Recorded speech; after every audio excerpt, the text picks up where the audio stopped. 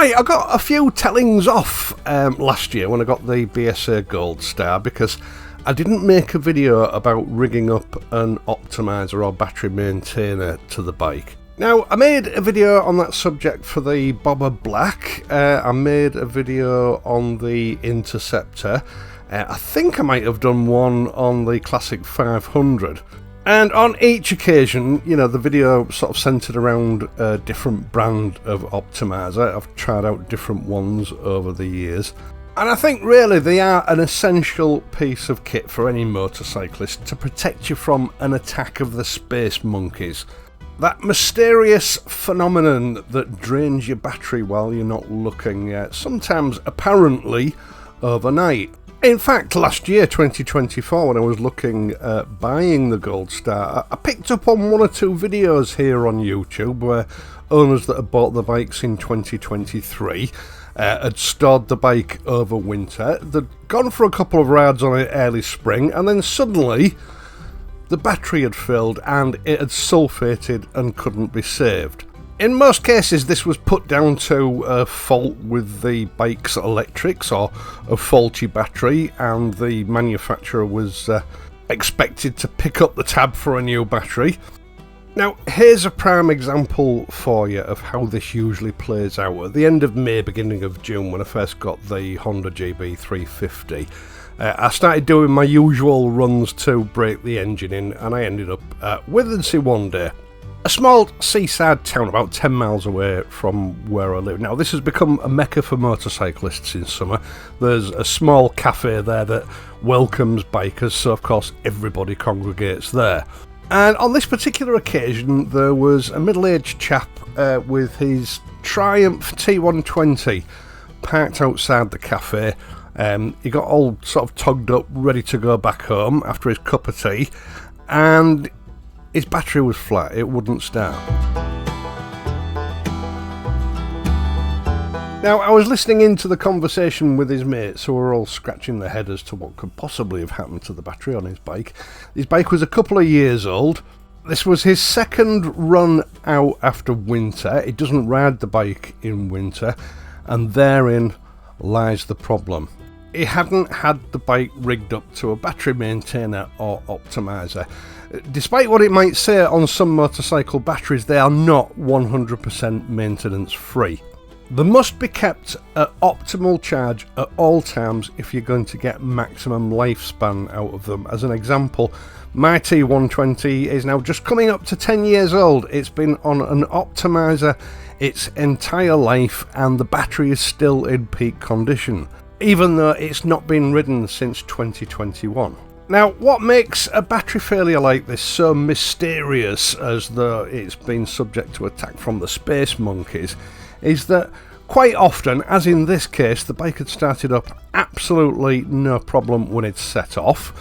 He'd ridden about 15 minutes to get to Withensea, and only then did it show up that his battery was flat.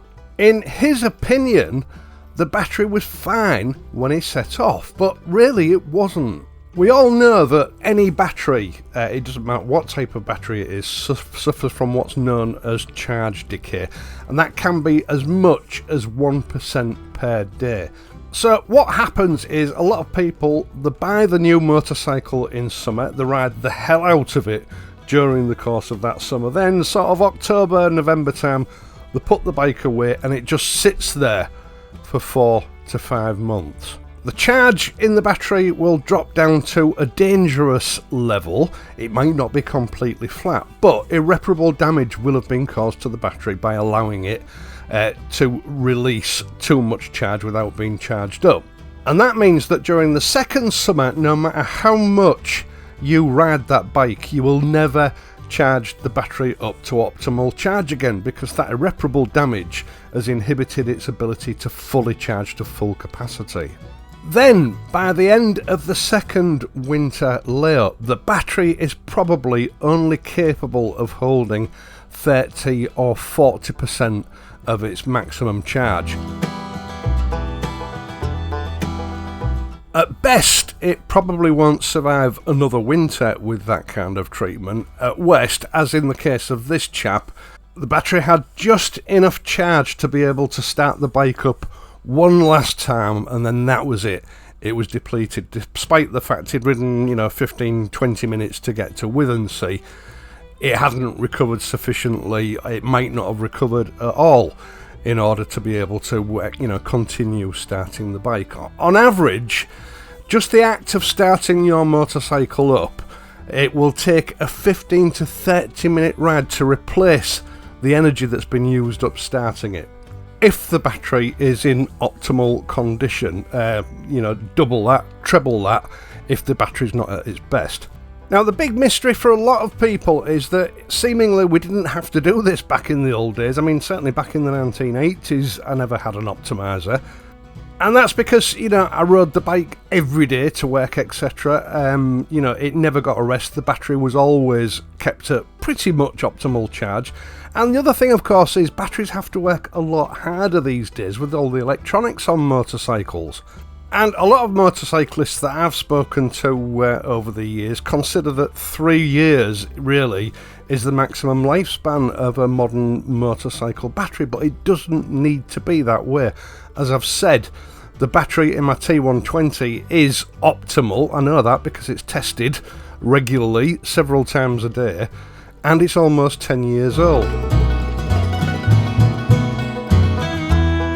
Now, you can spend as much or as little on a battery maintainer as you want to. I mean, I would always go for the mid-range.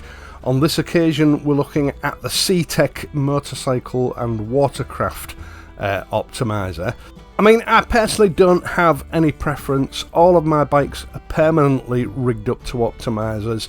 It's just that in the last video that I made, a lot of people mentioned this brand and asked me if I would try one out, so that's what I'm doing.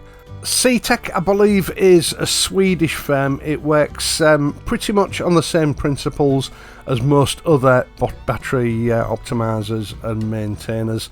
And this particular model is designed for motorcycles, quads, skidoos, and jet skis, that kind of thing. Stuff that is usually left fallow during the winter months.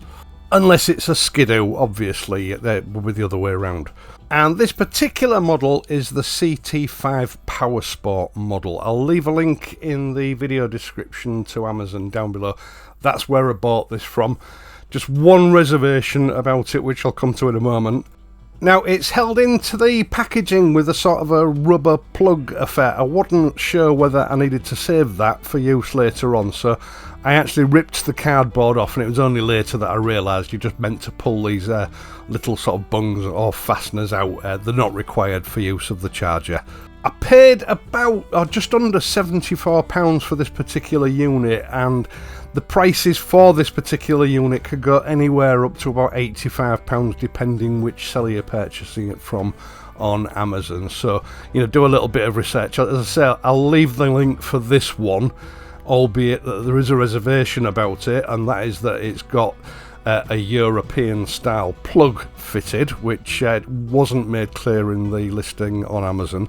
But I did luckily have a European to UK 3-pin plug adapter, so it wasn't a bust. I could get on with filming this.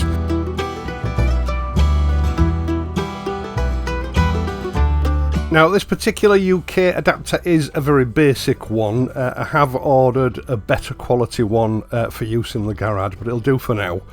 Of course, the other choice that you have is to cut the European plug off and fit a standard UK plug, but I would imagine that will invalidate the 5-year warranty that comes with this unit. I know a lot of people balk at the price of these optimizers, but the way I see it is your average motorcycle battery costs around about £50, some are more. So if, as I've found out, one of these optimizers can preserve the condition of your battery for up to 10 years at least, it's saved you about £150 in new batteries, so it's more than paid for itself. Well worth the money, in my opinion. Now, usually they will come with a set of crocodile clips and or some permanent fix eyelets. It's the permanent fix eyelets that I want. The crocodile clips are for charging your battery up off the bike when it needs charging up. If you use the permanent fix eyelet system, it will never need charging up because it will always be in optimal condition. So that's the way I always go. My bikes are always on charge or fixed up to the optimizer whenever I'm not riding them. Now, this job was really easy on the GB350 because the terminals on the battery are very accessible. They're the same on the BSA. They're a little bit more difficult on most of the Royal Enfield models because you actually have to partially remove the battery to get access to them.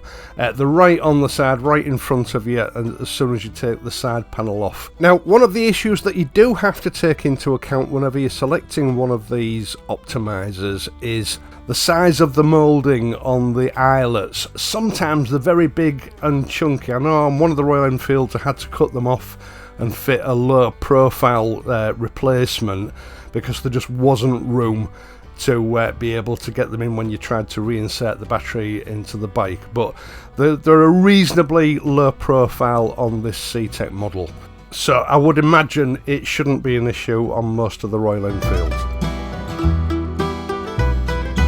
Now, before fitting one of these eyelet harnesses onto your bike, the first thing you need to do really is just work out the routing. It needs to be accessible but not too obtrusive. Some manufacturers make them quite long, so you might have to tuck a bit of excess away. Some of them make them incredibly short, which does make it a bit of a challenge in order to be able to fit them and get easy access to the plug once it's fitted. The CTEK one was about right, in fact perfect for the GB350. I know I used one of my old Optimates on the BSA. It was just one that I had lying around, and it was a bit of a challenge to get that one fitted in a way that I was happy with. It was a bit of a compromise in the end, but it works well. It doesn't matter which connection you make first with these eyelets. They are an open circuit, so there is no danger of short-circuiting anything. It only becomes an issue once you actually plug something into the connector. So it doesn't matter which way around you do it. As you see here, make sure that the eyelet itself is fastened above the main connector that goes onto the battery for the bike. The bike should have the lion's sort of share of juice from the battery, if you like. The optimizer is just there to maintain the battery when it's not in use. One thing I was quite pleased about with this is the rubber boot that goes over the terminal for the positive terminal. On the Royal Enfields it's quite stiff, cheap plastic, and in the past I've had to sort of modify them to be able to put the boot back on, whereas on the Honda it's a very high quality and very malleable sort of silicone rubber, so it accommodated the eyelet really well. I was chuffed with that. I expected that I would have to cut it to accommodate the moulding. Right, so as you can see, I'm playing this back in real time. There was no need for me to shorten this clip at all, really. It's a really quick and easy job. You just fasten both your terminals up securely and then work out how to route the cable to where you want it in a way that doesn't stop you from sort of getting your side panel back on, or, you know, any other sort of problems that might come into play if you're careless with the routing of the cable. This terminal took a little bit longer than the other one because I hadn't pushed it in far enough to actually engage the thread initially.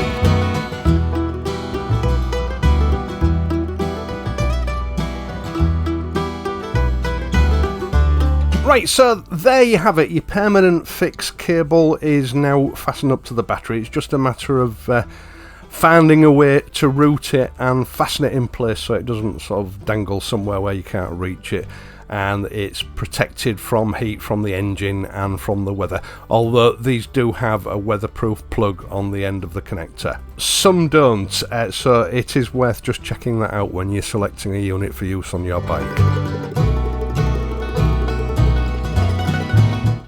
As you see here, the route I settled on in the end was just to tuck the cable behind the negative terminal cable on the bike so that it wasn't flapping about and, you know, perhaps having pressure put on it by the side panel when it's fitted. I don't know whether that would be an issue or not, but it just seems sensible to tuck it behind the negative terminal, and then fasten it onto the frame using a couple of small cable ties. I prefer to use black ones that don't come with the unit, but you know, any biker usually has a few of these in his garage, just to hold it in place so that it doesn't sort of droop around and get lost or get damaged, and it's easily accessible whenever you need it. It's worth taking your time over this and making sure that you get it right, because you know, if you don't get it right, you're only going to end up having to take it all off and do it again. Don't use electrical tape to fasten it onto your bike, because number one, electrical tape won't last forever. You know, once the weather gets to it, it will eventually start to come unstuck. It also looks unsightly. I much prefer a couple of small gauge cable ties. After all, that's what they're designed to do. And just make sure that you situate the cable in as neat and tidy way as you possibly can, in order to hold the connector where you want it to be.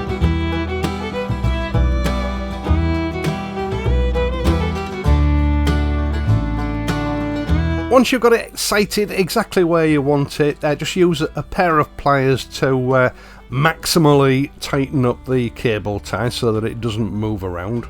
And don't forget to trim off the loose ends.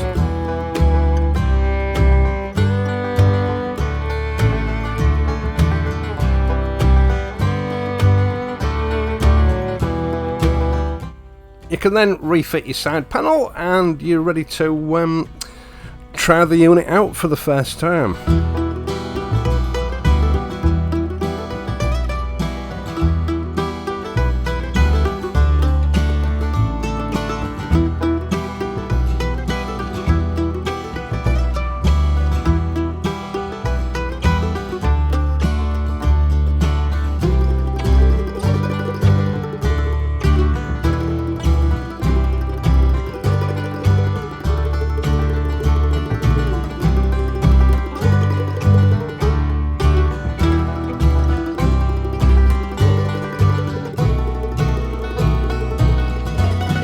So as soon as you power on, when it's been connected up to the bike, the indicator will come on to show A, that you have power, that's the green light, followed by the amber light, which demonstrates that it is in normal mode for a lead acid battery.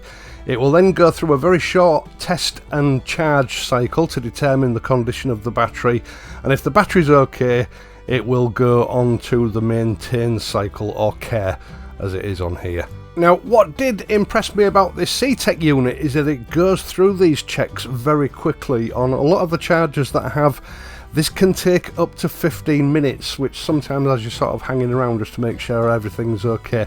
But it went into care mode very quickly, a matter of seconds. Now, as you can see here, the CTEK does have a lithium charge mode, which will be a different subroutine.